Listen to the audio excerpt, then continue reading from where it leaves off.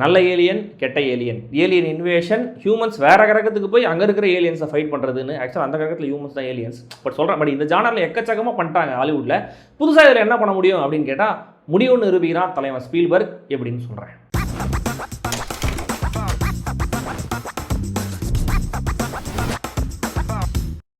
வணக்கம். Spielberg science fiction 2 வார்த்தைகளை சொன்னால் போதும். படம் ரிலீஸ் ஆகிற அன்றைக்கி படம் பார்க்க நான் தியேட்டரில் இருப்பேன்.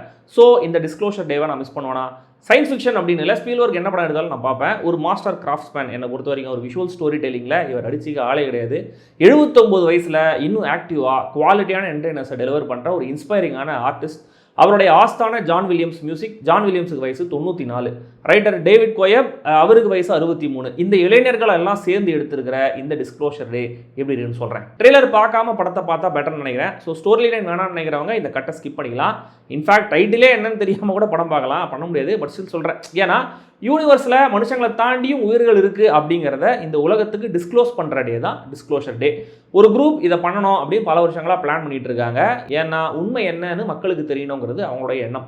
விசில் ப்ளோயர்ஸ் மாதிரி. இன்னொரு பக்கம் அரசாங்கத்துக்காக ஒர்க் பண்ணுற வார்டெக்ஸ் அப்படிங்கிற ஒரு பிரைவேட் குரூப் இவங்களை எப்படியாவது தடுக்கணும்னு பார்க்குறாங்க. ஏன்னா மனுஷங்களால் இப்படியான உண்மையை ஹேண்டில் பண்ண முடியாது, ப்ராசஸ் பண்ண முடியாது, ஏற்றுக்க முடியாது.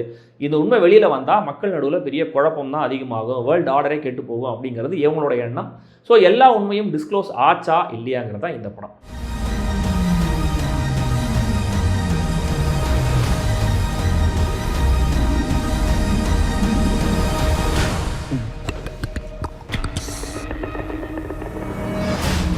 சயின்ஸ் ஃபிக்ஷன் ஜானர் அப்படின்னு சொன்னதும் minority report, war of the worlds மாதிரியான ஒரு படத்தை நீங்கள் எதிர்பார்த்து வந்தீங்கன்னா கண்டிப்பாக உங்களுக்கு ஏமாற்றம் தான் கிடைக்கும். படம் பார்த்ததுக்கப்புறம் ஆக்சுவலாக ட்ரெய்லர் கட்டே தப்புங்கிற மாதிரி எனக்கு ஃபீல் ஆச்சு. ஏன்னா இந்த படம் வந்து மோர் ஆஃப் ஒரு ட்ராமா தான். ஸ்பீல்பர்க்குடைய close encounters of the third kind அப்படின்ற ஒரு படம் இருக்குல்ல, அதை பார்த்துருந்தீங்கன்னா தீமேட்டிக்காக அதுக்கும் இதுக்கும் சில சிமிலாரிட்டிஸ் இருக்குது. ட்ரீட்மெண்ட்டாக கொஞ்சம் வேறு.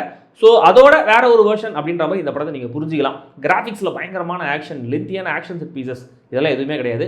கண்டிப்பாக ஆக்ஷன் இருக்குது, பரபரப்பான ஸ்க்ரீன் பிளே இருக்குது, த்ரில்ஸ் இருக்குது, விஷுவலாக கான்செப்டாக வாவ் அப்படின்னு சொல்ல வைக்கிற காட்சிகள் இருக்குது. ஆனால் அப்படியான ஆக்ஷனை சுற்றி மட்டுமே எழுதப்பட்ட ஒரு டிபிக்கல் சம்மர் பிளாக் பஸ்டர் படம் இது கிடையாது. ஏலியன் ஜானரில் எவ்வளவோ சொல்லியாச்சு இல்லையா? ஸோ இந்த வாட்டி ஃபோக்கஸை நம்ம பக்கம் திருப்புறாரு ஸ்பீல்பர்க். ஹியூமன்ஸால் இந்த உண்மையை ஏற்றுக்க முடியாதுன்னு சொல்கிற ஒரு கூட்டம், அதை சொல்ல நீங்கள் யார், முதல்ல உண்மையை சொல்லுங்கள் அப்புறம் பார்த்துக்கலாம் அப்படின்னு சொல்கிற இன்னொரு கூட்டம்னு இவளுக்குள்ள நம்மளை நடக்க விட்டு நிஜமாவே இப்படி ஒரு விஷயம் இருக்குன்னு தெரிய வந்ததுன்னா நாம் என்ன பண்ணுவோம் அப்படின்னு நம்மளையும் இன்ட்ராஸ்பெக்ட் பண்ண வச்சுருக்காங்க.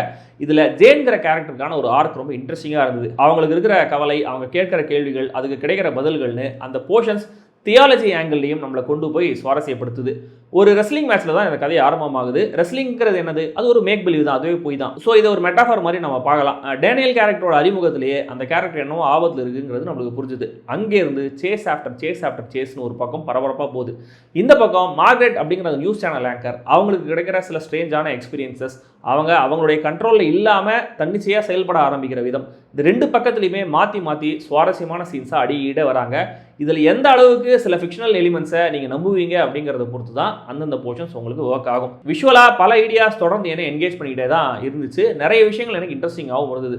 பர்டிகுலராக கடைசி ஒரு 15-20 நிமிஷங்கள் கொஞ்ச நேரம் ஏலியன்ஸ் உண்மை தான் போல அப்படின்னு நம்மளையும் நம்ப வச்சுறாரு ஸ்பீல்பர்க். எமோஷ்னலி ஹெவியான கண் கலங்க வைக்கிற ஒரு ஸ்டெச் இது. டிவியில் நியூஸ் சேனல்ஸில் வெவ்வேறு ஸ்க்ரீன்ஸில் ப்ளே ஆகிற இந்த சீனுடைய விஷுவல்ஸ், அது கட் பண்ணப்பட்ட ரியாக்ஷன்ஸ், ஜான் வில்லியம்ஸோட ஸ்கோர், ஆங்கராக ஒருத்தவங்க வருவாங்க அவங்களுடைய பர்ஃபார்மன்ஸ்னு கலங்கடிச்சிட்டாங்க. நிஜமாவே ஃபுல் டிஸ்க்ளோஷருங்கிறதுக்கு எவ்வளவு கிராவிட்டி இருக்குங்கிறத புரிய வைக்கிற மாதிரி இருக்கும் இந்த ஒரு சீன். ஸ்பீல்பர்க்னா யாரு அப்படின்னு திரும்ப புரிய வச்சது இந்த போர்ஷன். முக்கியமாக இந்த படம் முழுக்க ஏலியன் அப்படிங்கிற ஒரு வார்த்தையே கிடையாது. டிஃபரெண்ட்லி ஏபிள் மாதிரி ஒரு வார்த்தையை தேடி பிடிச்சிருக்காங்க ரைட்டர் டேவிட் கோயப்பும் டேரக்டரும். படம் பார்த்து என்னன்னு தெரிஞ்சுக்கோங்க. அந்த டவுன் சைடு ஹியூகோங்கிற கேரக்டர் படம் முழுக்க ஆல்மோஸ்ட் ஃபோனில் மட்டுமே பேசிட்டு இருக்கிறதும், சில இடங்களில் ரொம்ப ஃபிலசாஃபிக்கலாக பேசுறதும் இன்னும் கூட கொஞ்சம் பெட்டராக எழுதப்பட்டிருக்கலாம், ஸ்டேஜ் பண்ணப்பட்டிருக்கலாம். ஒரு ட்ரெயின் ஆக்ஷன் சீன் ஒன்று இருக்குது, சின்ன சீன் தான், பட் ரொம்ப ஓல்ட் ஸ்கூலாக இருந்தது அந்த சீன் மட்டும். தென் ஏலியன்ஸ் ஏன் இந்த 2 பேரை செலக்ட் பண்ணோம், அதுக்கான காரணம் என்ன, அவங்க மூலமாக என்ன சாதிக்க நினைக்கிறாங்க, ஏன் அவங்களுக்கு சில பவர்ஸை கொடுக்கணும், இப்படியான கேள்விகளுக்கு படத்தில் வெளிப்படையாக எந்த பதிலும் கிடையாது. எல்லாமே நம்ம தான் யோசிக்கணும். இதை கொஞ்சம் ஒழுங்காக சொல்லியிருந்தா பேக்ரவுண்டில் ஓடிட்டு இருந்த அந்த வேர்ல்டு வார் கான்ஃப்ளிக்ட் மேட்டருக்கு இன்னும் கூட கொஞ்சம் பெட்டரான சிக்னிஃபிகன்ஸ் கிடச்சிருக்கும். தென் மெகாஃபின் மாதிரி ஒரு டிவைஸ் இருக்குது இந்த படத்தில், அங்கங்கே காட்டுறாங்க. ஆனால் அது வந்து ஒரு வைப்ரேனியம் மாதிரி ஆல் பர்பஸ் டிவைஸ், இஷ்டத்துக்கு எப்படி வேணால் நம்ம யூஸ் பண்ணிக்கலாங்கிற மாதிரி அது கொஞ்சம் போங்கான சினிமேட்டிக் லிபர்ட்டியாக தெரிஞ்சுது. ஒரு சிங்கிள் ஷாட் இருக்குது, மேக்கப் ரூம்லேருந்து இந்த மார்கரெட் கேரக்டர் நடந்து வந்து ஸ்டூடியோ ஃப்ளோரில் நுழைஞ்சு அங்கே 2-3 பேர்கிட்ட இன்ட்ராக்ட் பண்ணிட்டு தன்னிச்சையாக ஒரு கெஸ்ட் கிட்ட கொரியன் லாங்குவேஜில் பேசிட்டு அப்படியே நடந்து போய் கேமரா முன்னாடி வந்து நின்று பேசுவாங்க பாருங்கள். அட்டகாசமான ஒரு எக்ஸிகியூஷன். எமிலி பிளண்டோடைய பர்ஃபார்மன்ஸ் இந்த சீனில் அவுட்ஸ்டாண்டிங்லாம் சொன்னால் ரொம்ப சின்ன வார்த்தையாக இருக்கும். ஏன்னா அவங்க அந்த மூவ்மெண்ட் இருக்குல்ல, அந்த கொரியோகிராஃபி, ஸோ அந்த மூவ்மெண்ட் அவங்க பேசுறது தான் டக்குன்னு கொரியனில் பேசுவாங்க. அதில் ஒரு ஃப்ளூயன்சி இருக்கும். ஏன்னா ரொம்ப வருஷமாக கொரியன் தெரிஞ்சு பேசுகிற மாதிரி பிரமாதமாக இருக்கும். தென் கேமரா முன்னாடி வந்து நின்று ஸ்ட்ரேஞ்சான நாய்ஸஸ்லாம் தருவாங்க, ஒரு ஏலியன் லாங்குவேஜ் மாதிரி வச்சுக்கோங்களேன். ஸோ கரெக்டான ஒரு பர்ஃபார்மன்ஸ். படம் ஆரம்பிக்கும் போது அந்த போர்ஷன்ஸில் அவங்க காட்டுற கான்ஃபிடன்ஸ், தென் அவங்களுக்குள்ள வர குழப்பம், கேள்விகள், சந்தேகத்தோட ஆனால் உள்ளுக்குள்ள ஒரு சந்தோஷத்தோடவே அவங்க செய்கிற விஷயங்கள்னு எமிலி பிளண்ட் பட்டையை கிளப்பியிருந்தாங்க. டேனியல் கெல்னரா, ஜாஷ் ஓகானர் வர முதல் சீன்லேயே இந்த பாவமாக பார்க்குற நாய்க்குட்டி மாதிரியே முகத்தை வச்சுக்கிட்டு நம்மளையும் பாவப்பட வச்சிடறாரு. லைக்கபிளான ஒரு பிரசன்ஸ், ஸ்ட்ராங்கான போர்ட்ரேல். நெகட்டிவ் ரோலில் காலின் ஃபர்த் நல்லவர் தான், ஆனால் கோவம் தான் மோசமான ஆள் அப்படின்னு சொல்கிற மாதிரி ஒரு கேரக்டர். இவர் பர்ஃபார்மன்ஸில் ஆக்சுவலாக ஒரு டிப்பிக்கலான ஹாலிவுட் தனம் இருக்குது, பட் ஸ்டில் குட். ஜேன் கேரக்டரில் ஈவ் யூசன் பர்ஃபார்மன்ஸும் ரொம்ப நல்லா இருந்தது. ஹியூகோவா கால்மன் டொமிங்கோ தன்னுடைய அந்த இன்னர் மார்கன் ஃப்ரீமன் ஸ்பிரிட்டை சேனலைஸ் பண்ணி ஒரு பர்ஃபார்மன்ஸ் கொடுத்துருக்காரு. கடைசியில் ஒரு சர்ப்ரைஸ் பர்ஃபார்மர் இருந்தாங்க. நான் சொன்னல, அந்த நியூஸ் சேனலில் ஒரு ஆங்கர் ஒருத்தவங்க வருவாங்க செம்ம பர்ஃபார்மன்ஸ்னு.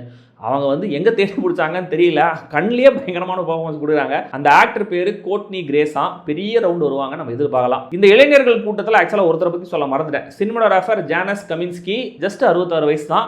விஷுவல்ஸில் இருக்கிற எனர்ஜியும் கைனட்டிக்கான மூவ்மெண்ட்டும் பார்க்கும்போது அதெல்லாம் அவங்க சுத்தமாக தெரியவே தெரியாது. ஆக்சுவலாக இவங்க எல்லாரும் சேர்ந்து, அதாவது ஸ்பீல்பர்க், கோயப், கமின்ஸ்கி, அப்புறம் ஜான் வில்லியம்ஸ், இவங்கெல்லாம் சேர்ந்து ஃபிலிம் மேக்கிங் ரொம்ப ஃபன்னாக, பேஷனட்டாக, எஃபர்ட்லெஸ்ஸாக, ஒரு பெரிய வேலையே இல்லை அப்படிங்கிற மாதிரி தான் அப்ரோச் பண்ணுறாங்கிறது இந்த படம் பார்க்கும்போது புரிஞ்சுது. ஆக்சுவலாக கொஞ்சம் பொறாமையாக இருந்துச்சு. மொத்தத்தில் இந்த டிஸ்க்ளோஷர் டே ஸ்பீல்பர்கோடைய பெஸ்ட்டுன்னு சொல்ல முடியாது, பட் ஸ்டில் அவருடைய டைரக்ஷனில் குவாலிட்டியான, என்கேஜிங்கான, எமோஷனலான மற்றும் ஒரு படம். ஸ்கார்லெட் ஜோஹான்சன் நடிச்சு லூசின்னு ஒரு படம் வந்துச்சுல, அதையே ஏலியன் ஆங்கிள் சேர்த்து கொஞ்சம் கிரவுண்டடாக எடுத்தால் எப்படி இருக்கும் அப்படின்னு ஸ்பீல்பர்க் காட்டியிருக்கதா நம்ம வச்சுக்கலாம். விருப்பம் இருந்தால் இந்த படத்தை தியேட்டரில் மட்டுமே பாருங்கள். சென்னையில் சப்டைட்டில்ஸோட தான் ஸ்க்ரீன் பண்ணுறாங்க. ஐமேக்ஸ் வெர்ஷன்லையும் சப்டைட்டில்ஸ் இருந்துச்சு, நான் அதில் தான் பார்த்தேன். ஐமேக்ஸ் ஃபுல் ஸ்க்ரீன் வரல, மேலே கீழே ஸ்கோப் வருது. பட் ஐமேக்ஸ் வர்த்தியான பிரம்மாண்டமான விஷுவல்ஸ் இல்லைனாலுமே கூட ஐமேக்ஸில் பார்த்தாலும் தப்பு இல்லைன்னு தான் நான் சொல்லுவேன். அண்ட் PG-13 ரேட்டிங் தான் எல்லாருமே பார்க்கலாம்.